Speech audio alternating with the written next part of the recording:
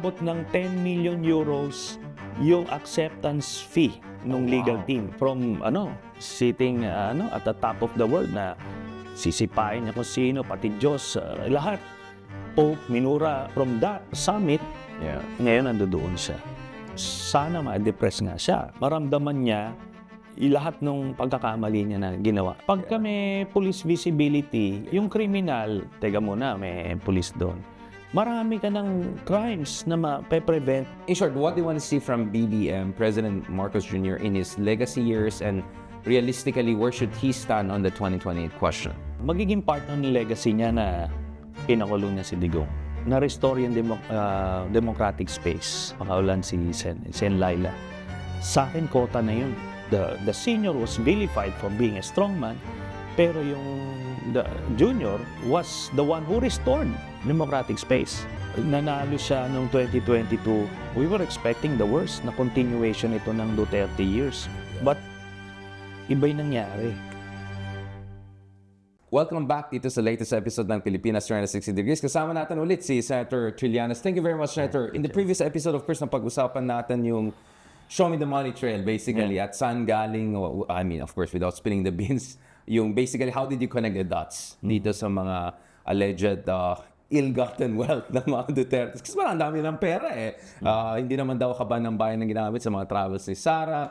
Ang laki ng bayad yata sa kanilang abogado doon sa ICC. Speaking of which, by the way, suddenly may brouhaha about baka bigyan ng interim release si Digong. In fact, I got so concerned that I had to call some of my contacts in The Hague and all. I heard from some contacts, ito yung the same contacts who said there'll be a warrant of arrest for Digong this year na I think Portugal daw or some country in Southern Europe was expressing openness, but nothing was done and dusted. Yeah. Pero parang lumabas is done and dusted. Is it because kailangan ma-justify yung mataas na talent fee ni Kuyang Kaufman? What is the whole brouhaha? To the degree, and just to be clear, of course, ikaw na-communicate ka na sa ICC, so you're kind of a party to the trial in one way or another. So obviously, there are certain limitations to what you can share. But to the degree that you can share your take or clearing the air here, Senator, what was the deal with the interim release thing? Yung interim release provision, it's there. It's provided for extreme cases. Or some, kumaga, depende sa mga conditions. Una, kunyari, let's say, hypothetically, merong akusado or detainee na magkakaroon ng open heart surgery or kung ano man.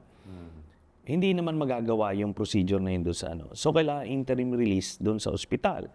Ngayon, kung may terminal illness, let's say, a 95-year-old detainee, nag-avail nun, interim release. So out of humanitarian consideration, terminal na yan, so doon siya sa hospice ilalagay. Or, kung healthy naman, pero kung ang kaso mo ay let's say obstruction of justice. Hindi yung mass principal. atrocities na chief architect. So yan yung mga precedents nun. Wala pang nabibigyan ng interim release na principal sa isang crimes against humanity case. So, yan yun. Ngayon, syempre, yung abogado niya, he's trying to earn his keep. Kasi API, yung kanya. so, ngayon, malaki yung sinisingil niya every month. So, he needs to come up with paasa pleadings, ganyan. I'm not saying impossible ito. Can you tell gaano kalaki? Or like, okay, how many zeros are there? Well, ganito, base sa information na di umano, ano daw yung... Base sa information na naipasa sa akin by very credible sources, aabot ng 10 million euros yung acceptance fee ng legal team. 10 million euros? 10 million euros So like just $12 to assemble. million almost, like something like 11. Oh, wow. Yeah. So lampas sa kalating billion na pesos. Oo. Acceptance fee lang yan. Acceptance fee. Oh, wow. Ngayon, i-compare mo yan dun sa total na ginastos, let's say, ng mga ampatuans, nung kumuha sila ng iba't ibang lawyers, maabot din namang $500 million. Acceptance because... Fortune ba yan? marami. Hindi, isa lang yon. Yeah. Marami pang iba. Marami pa, I think si Panelo is even one. Yung mga gusto mag-cash in na mga abogado, napakalaki ng acceptance fee. Bakit? Kasi they will devote their entire law firms doon. Hindi na sila kukuha ng kliyente. for the next so many years eh. So kailangan, ano yan, it should be worth it. Pangalawa, yung bukod pa dyan, meron pang monthly retainer. Oh, wow. Monthly retainer. Tapos, yun na yung mga billable hours. Di umano, makano daw yung per hour? On average, 1,000 euros per hour. per hour. Oh, wow. Kasama na yan yung biyahe.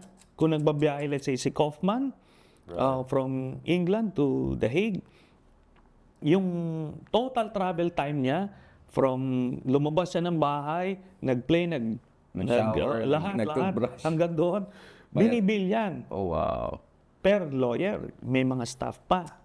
Ganon. Then yung accommodation, first class accommodation, first class tickets. Kahit bumili na economy, pero ang ibibill, siyempre, first class. O, tapos, yung accommodation, security, transportation, lahat yan. Wow. Representation, hindi yan kakain sa mga, Current mga stand na mga to, di ba? So, the works yan. So, on average yan, mga 2.5 million euros a month. So, that's around 150 million. Kaya ngayon, kung ganyan ang singil mo, kailangan mo mag-produce every month ng pleadings. So far, nakalimang motions na sila. Puro palpap. Denied lahat. Pang-anim ito. I'm not saying imposible mangyari yan, but the odds are not are against it. Because to begin with, hindi siya voluntarily na-cooperate. I mean, kung sabi nila, kinidnap siya, flight risk siya. Because the moment the kidnappers free him, why would he go back to them, right? And what is your read of the... Ilang pages? 15 page ba yung response ng prosecution team dun sa interim release issue? I mean, they had a long response, diba? Just for the sake of people who are not familiar, what is your read of the way the prosecution team responded? Okay. Very, very telling na dun sa press release ni Kaufman, sinasabi niya na may agreement daw na hindi daw mag-oppose. Kaya nga maraming na-deceive doon. A lot in the media na-deceive, some personalities na and it created some panic na teka muna, ba't hindi in-oppose? Pero yun ang nakita mo, yung ginawa ng prosecution, sinabi pala there was never any agreement. So in-oppose sila vigorously yung motion na yun. So, ano ibig sabihin nun? Part nung acceptance fee nung legal team ay yung lobby component and yung PR component. So, andyan na yan.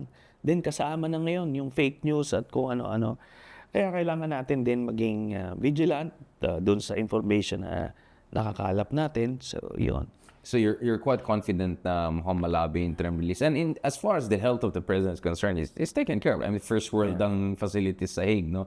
Pero baka na-depress siya kasi last time I checked, when I was there dun sa labas ng detention facility, only ang makapasok is abogado and yung direct family. So that means he cannot meet a lot of people he would want to meet. I mean, this is a president who's very gregarious, to put it mildly, right?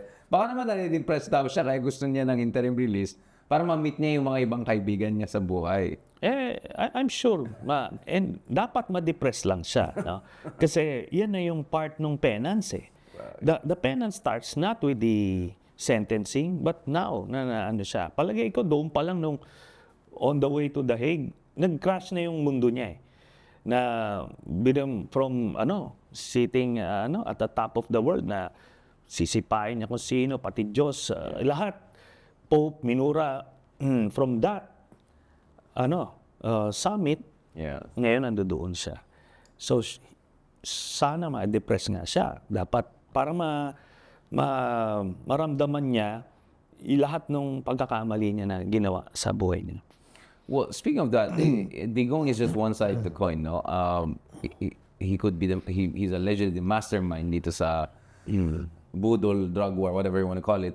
But that inevitably brings us to Bato de la Rosa, Senator de la Rosa, who won with almost, more than 20 million votes. He was almost number 2 after Bongo. So, siguro feeling niya ngayon, he has a fresh mandate, he's coming in strong. But that doesn't make him immune from the warrant of arrest that should logically come for him. If Digong is going to face that, he should face it just as much, right? Kasi siya yung nag-execute ng war on drugs in Digong, at least in the first year or so. Yes, and by the way, let me inject, hindi lang si Bato kasi si Bongo is also in play. Kasi siya yung nag-finance based doon sa mga testigo. Doon sa Quadcom hearing lumabas Oo, din to. siya yung nag-finance. So, ano sila hindi sila pwedeng, kumbaga, lahat sila Package. played an integral role in the commission of the crime. Kaya they're as guilty. At so, yan, sa nakikita natin, it may happen several months down the road pa. And again, this is very speculative, although not so, more scenario building. Yeah. Baka naman magkasabay sa hearing ni Sara and then biglang it will be about Bato, not Sara anymore. I mean, that would be a crazy situation if Bato gets his warrant of arrest, suddenly announcement, nasa gitna, dinidefend niya si Sara, yung pala siya mismo ang kailangan niya protektahan sa sarili niya. I think that scenario would be favorable for Bato. He would try to seek refuge sa Senate. So, for sure, hindi yan ang gagawin. Because you think ICC is smart to look at the logistical realities? No, not ICC per se. Kasi ICC will just request for the, or Arrest. will just issue the warrant. But those who will implement, yun.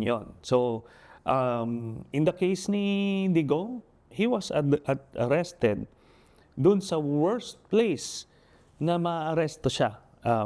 Di ba? Kasi wala siyang kalaban-laban, wala yung mga amuyong niya. So, ando doon. Exposed siya, basically. Exposed siya, basically. Wala talaga.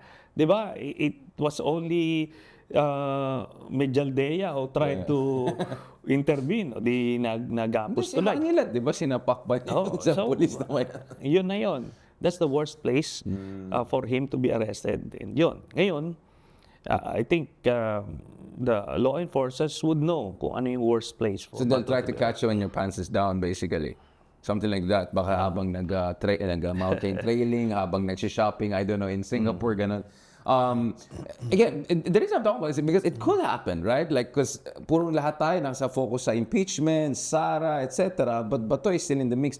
But by the way, maybe aside lang yan, but dun sa Article 5, dun sa impeachment complaint, there's a discussion about conspiracy to commit crimes. Some people would interpret it, there are different interpretations, that pwede rin idikit yan sa tukang, sa mga alleged EJKs na nangyari sa Davao. But I don't understand that because diba, the impeachment, articles of impeachment should be purely about her conduct as the vice president and the DepEd when she wasn't in DepEd, right? It doesn't extend beyond that. No, it should extend. Kasi ang pinag-usapan natin, fitness to hold public office. right. Kunyari, hypothetically, kung may pinatay ka na tao on the eve of your assumption as vice president, tapos lumabas yung video na yon. Ngayon, kung justices ang may hawak ng impeachment court, sasabihin nila, inadmissible kasi biyan.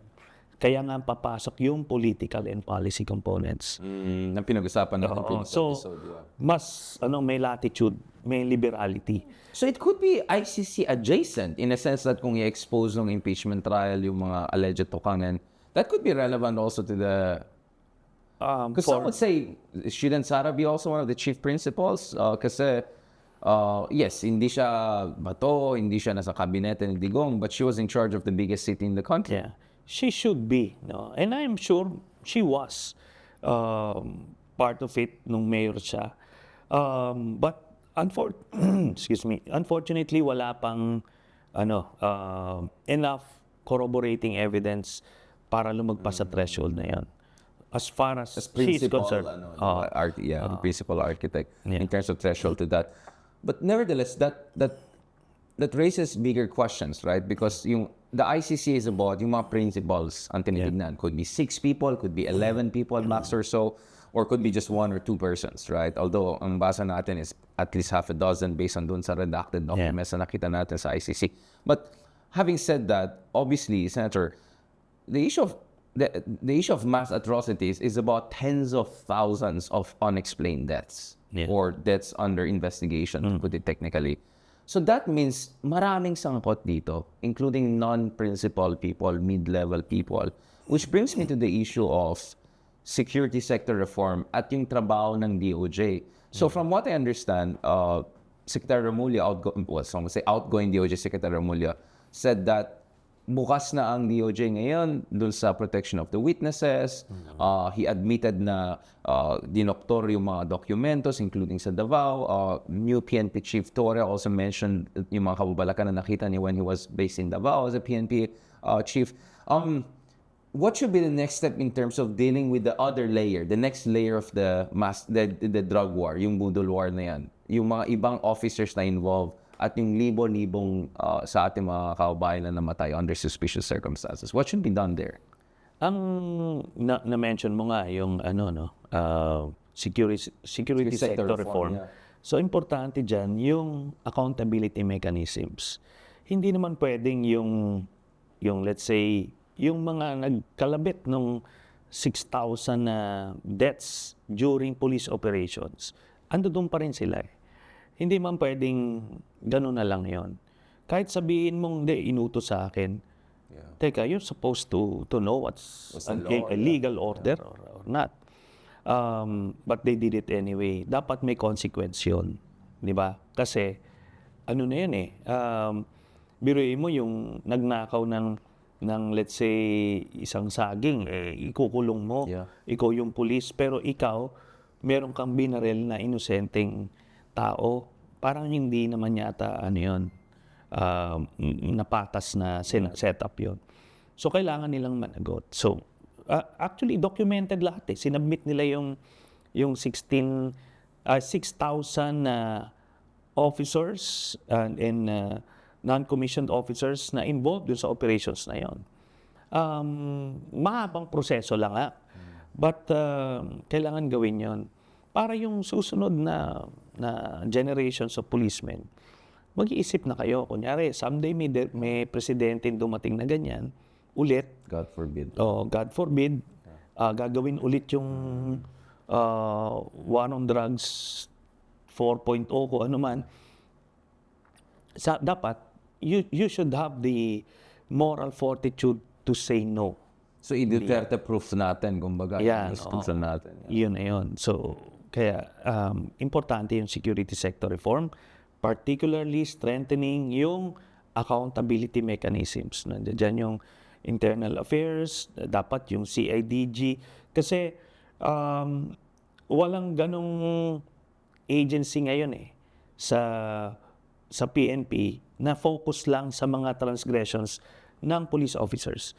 Kasi yung internal affairs, more on information gathering yan, hindi yan prosecution arm per se.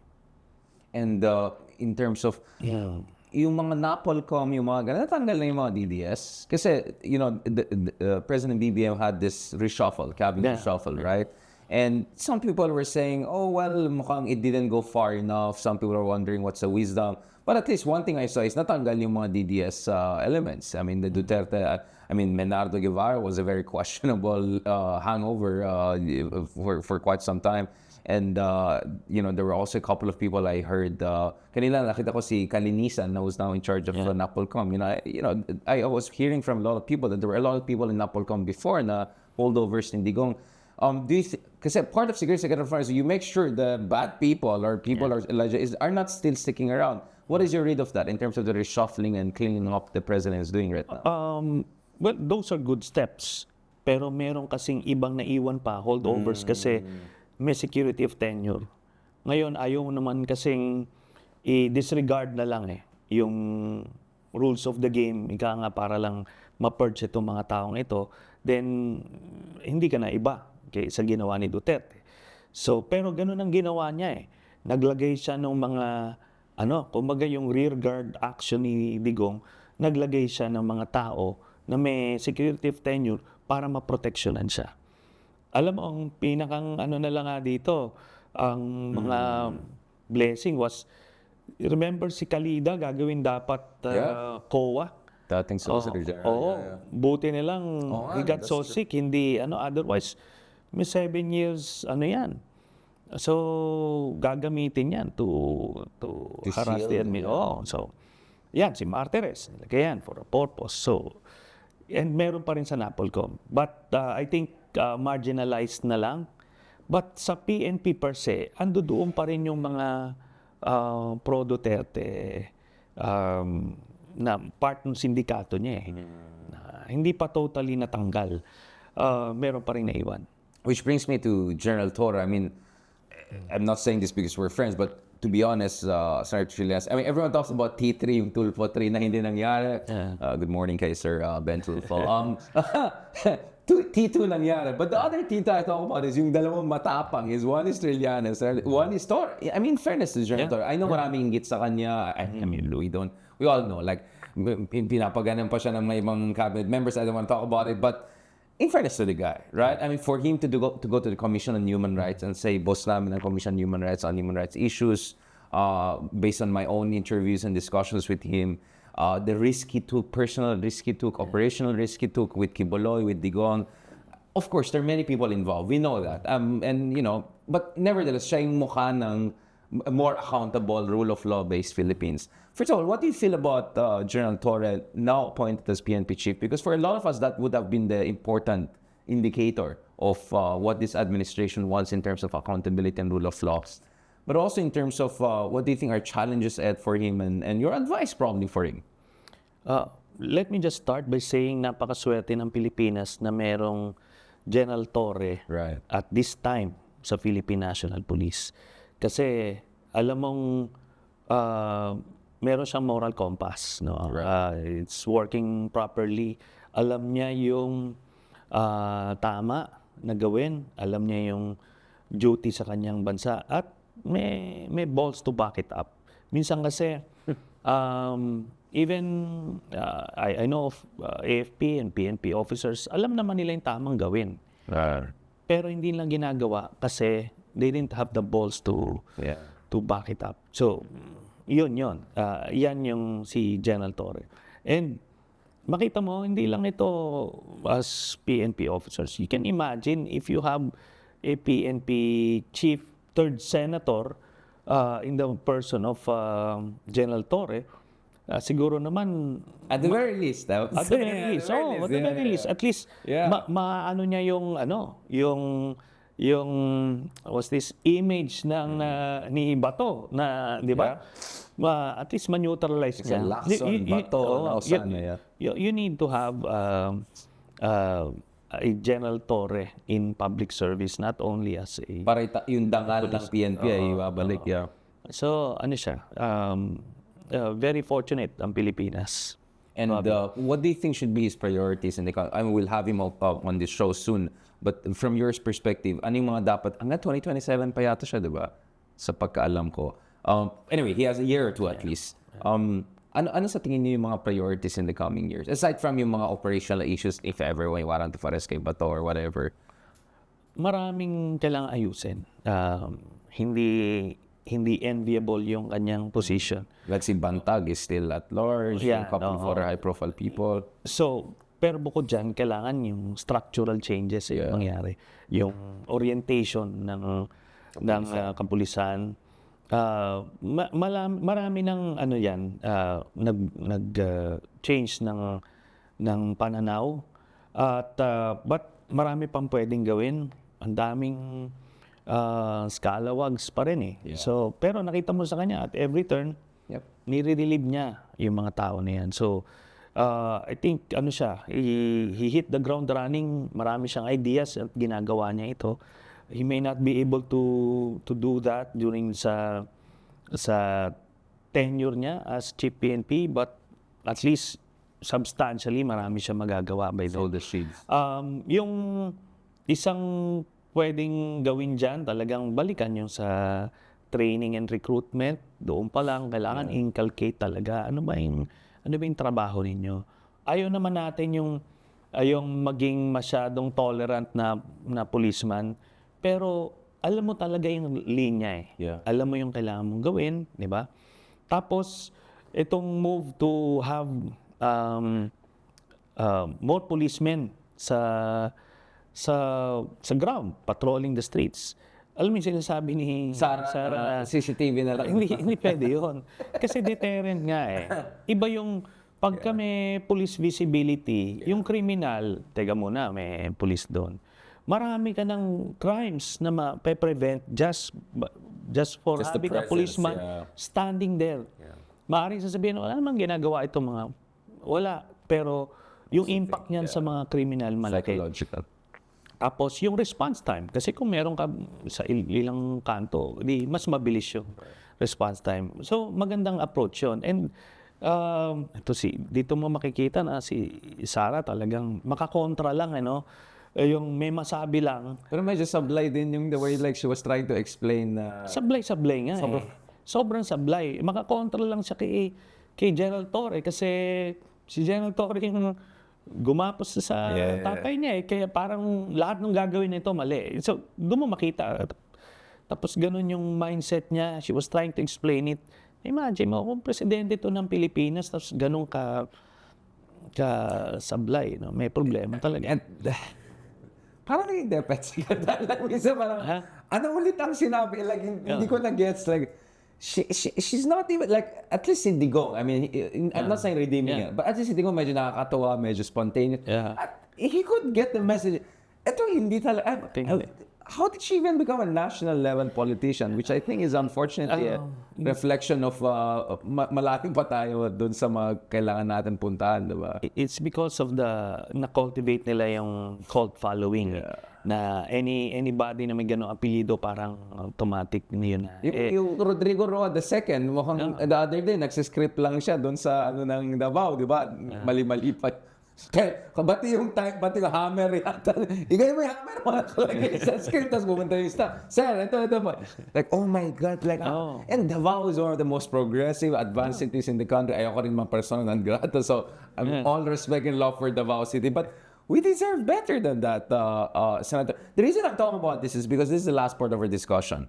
Kanina sinabi mo na napakaswerte natin na meron tayong katulad ni General Torres sa PNP. Finally, someone of that caliber after all the Batorni shenanigans and antics and wars.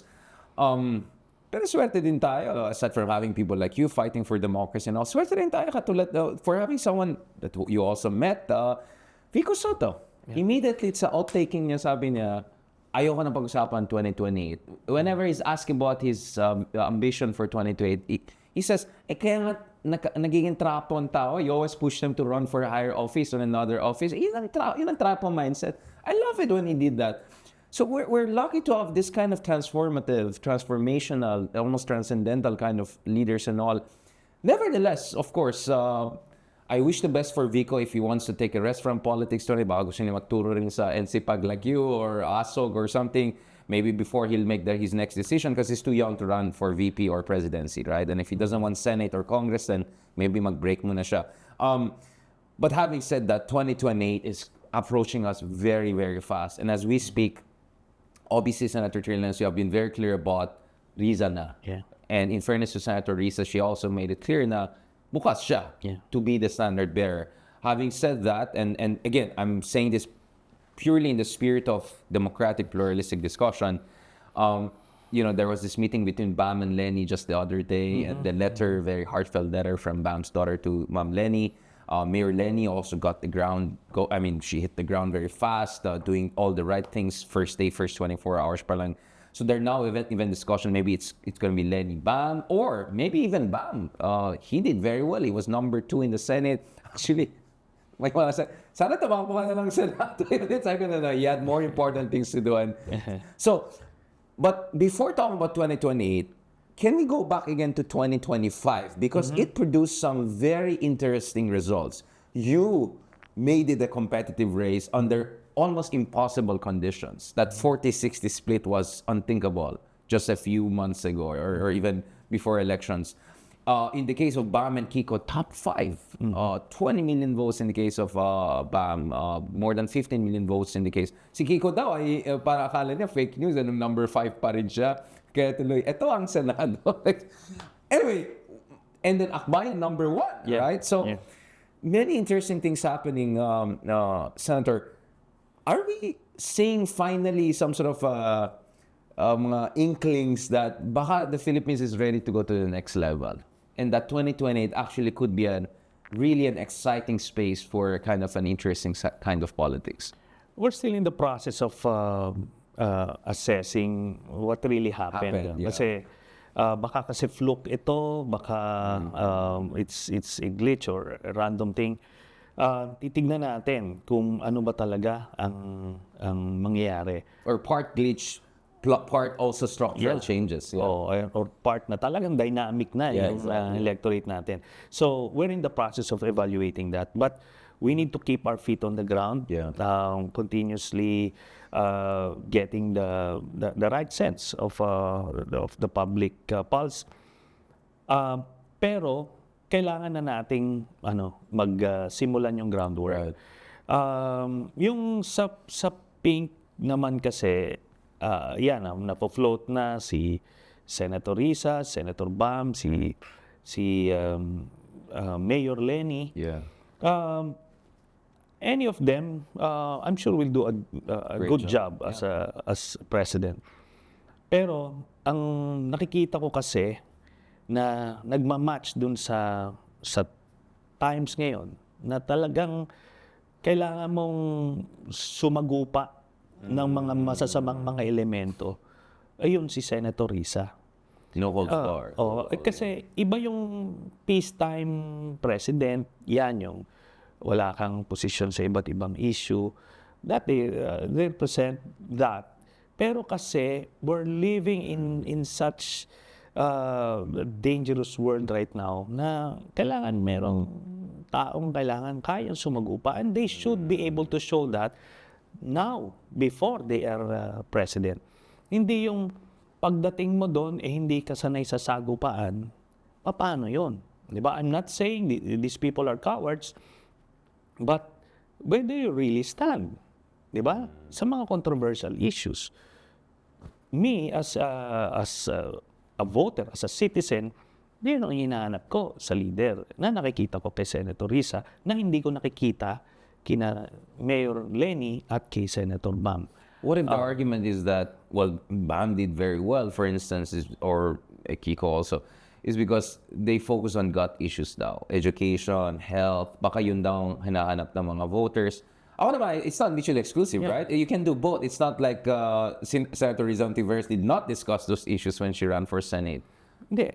You can do both eh. You can do both. Kasi everybody, yung mga gut issues na yan, It's always given there. yan, it's there. Given yan. Just to cite an example, si Senator Joel Villanueva, gut issues din ang dinadala niya nung tumakbong senador yan. Number one yan. Yeah. Pero ngayon, in the face of adversity, where is he? Where does he stand? Di ba? Would you put the same guy as president of the country? Probably, meron mga may gusto ng ganun tipo. What would make Mayor Lenny, Senator Bam, different from people like Joel Villanueva? Di ba? So, do you think there should be like primaries to do the... so, kasi ang worry ng ibang tao is that there is momentum, there's opening. Yeah. But baka mag-watak-watak. If there could be a situation, let's say Riza becomes the standard bearer, but Bam decides, no, I'll run on my own independent naman, or something like that. How do you make sure na consolidated yung base ng pink and progressives? I think if yung primaries na setup would do the trick. Ako naman, nakikita ko, hindi naman yan sila maghihiwalay na tipong pag tumakbo si Senator Risa, tatakbo rin si Mayor Lenny. Hindi yan. Magkakausap-usap yan na itong tatakbo. Pero ako, ipupush ko yung primaries. Pag-usapan niyo yung mga issue. Kasi, teka, di ba, remember, we were vilified nung kinall out si... On the Sarah meeting. Sarah meeting. Toxic masculinity daw tayo. Di ba, ngayon, fast forward to where we are now, hindi ba tama naman yon? Ngayon, pero may gano'n na rin siyang cult followers na wala na siyang gagawing mali. Hindi. Dapat No one is above criticism. Ngayon, pero sa kanya, in the first place, why did you allow yourself to be placed in that situation na maka-call out ka? So it shows poor judgment. Yung pag-praise niya kay Marcoleta, Senator Marcoleta. it's a practical endorsement. No matter what they say, binigyan niya ng kumbaga, parang in-endorse niya sa mga cult followers niya. That's poor judgment. Kasi 'di ba, namimili na nga tayo ng mga tas pupunta ka doon. So, it's unfortunate. You're gonna put us in trouble again. Mababasa naman tayo dalawa. No, but I really was not interested in going back to that. But no, but this is what I love about you, Sonny, is yung tapang ganun, di ba? You know me, I love people like Alexei Navalny type. Yun yung mga idol ko eh. So, I always saw you as our own version of that. So, thank you so much for that. Just isang huli lang. We have a president, by the way, President BBM. Because he's a very non-confrontational, he's very much focused on statesmanship and policies and all. Minsan feeling ko hindi masyadong binabigyan ng pansin yung mga ginagawa ni President BBM. But in fairness kay President BBM, I think he really wants to restore a sense of statesmanship and policy, discipline and all. No one is perfect. Obviously, we can criticize this administration naman in the levels. But having said that, what do you want to see from BBM in the legacy years he has? Malapit na yung next SONA niya, and I think this will be the most crucial SONA to set the tone for his final years. And importantly, what should be his calculus for 2028? Because wala naman siyang manok on his own, right? It's not like Sandro will run or like I don't think someone close him. In short, what do you want to see from BBM, President Marcos Jr. in his legacy years, and realistically, where should he stand on the 2028 question? Doon sa legacy niya, well, unang-una, magiging part ng legacy niya na pinakulong niya si Digong. And there could be more. Oo. Yeah. Na-restore yung democratic space. Di ba? Napakaulan si Sen Laila. Sa akin, kota na yun. Malaking bagay yun. Kasi, remember, nung nanalo siya nung 2022, we were expecting the worst na continuation ito ng Duterte years. Yeah. But, iba'y nangyari. So, practically, parehas nga sila ng polisiya ni Pinoy eh. Di ba? Sa West Philippine Sea. So, lahat-lahat. Kaya, ako, pananaw ko, hindi naman ako purist or never Marcos type. Na-appreciate ko yon objectively kasi these were the things that we fought for. O, di nakikita ko yon. Yung iba lang kasi, they cannot see past the surname eh. And that's a problem. Or separate the senior from the junior. Yes. So, dapat maiwalay mo. And yun nga ang irony dito. The senior was vilified for being a strongman, pero the junior was the one who restored democratic space. Di ba? So, that alone is a legacy na parang nabago, gumanda yung imahe ng Marcos. Doon sa second part, I would like to see him focus on the economy. Right. Ma-fulfill niya yung kahit mapababa niya yung presyo yung presyo kasi ng bigas, emblematic yun eh ng economic problems natin na while regardless of the GDP growth, hindi naman siya nagti-trickle down sa pero yung pagbaba ng presyo ng bigas, it shows yung empathy doon sa mga naiiwan. At so you want more of the pilot projects na nakita natin sa Visayas earlier this year, yung 20 pesos kada kilo. So kung ma-spread yan across the country, kahit na subsidized, gawin para lang makaabot sa taong bayan yung biyaya ng demokrasya natin. Iyon.